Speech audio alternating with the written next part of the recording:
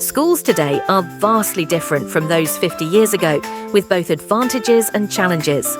One of the biggest improvements is access to technology and information. Students today can learn from interactive digital resources, virtual classrooms, and even AI-powered tutoring, making education more dynamic and personalised. Additionally, there's a greater emphasis on inclusivity, mental health, and accommodating diverse learning styles. However, one could argue that schools 50 years ago had fewer distractions, no social media, fewer standardized tests, and a stronger emphasis on fundamental skills like handwriting and mental math. Teachers also had more autonomy in their classrooms, whereas today, education is often more standardized and bureaucratic. 50 years ago, teaching was largely focused on rote memorization and direct instruction. Teachers were the primary source of knowledge, and students were expected to absorb information through repetition and recall. Standardized methods ensured that everyone learned the same content in a uniform way. Today, there is a greater emphasis on critical thinking, problem solving, and student engagement. Instead of simply memorizing facts, students are encouraged to question, analyze, and apply what they learn. Project-based learning, collaborative assignments, and inquiry-based instruction are now common. 50 years ago, education was teacher-centered, meaning the teacher was the authority figure who delivered knowledge while students passively received it.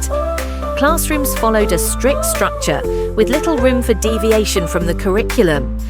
Today, the shift has been towards student-centered learning, where students take an active role in their education. Teachers act more as facilitators or guides, helping students discover knowledge through discussions, hands-on activities, and independent research.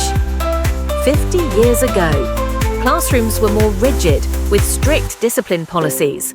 Students were expected to follow rules without question, and corporal punishment was still legal in many schools. A teacher's authority was rarely challenged. Today, discipline is more focused on positive reinforcement, social-emotional learning, and restorative justice. Teachers aim to understand behavioral issues and address them through communication rather than strict punishment. The classroom environment is often more relaxed, with flexible seating and interactive learning spaces. 50 years ago, classrooms followed a one-size-fits-all model, with little attention to different learning styles, special education, or individualized instruction.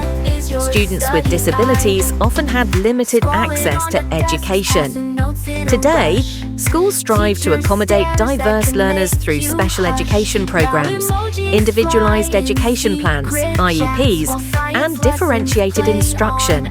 There is more awareness of neurodiversity, mental health, and cultural inclusivity in curriculum design.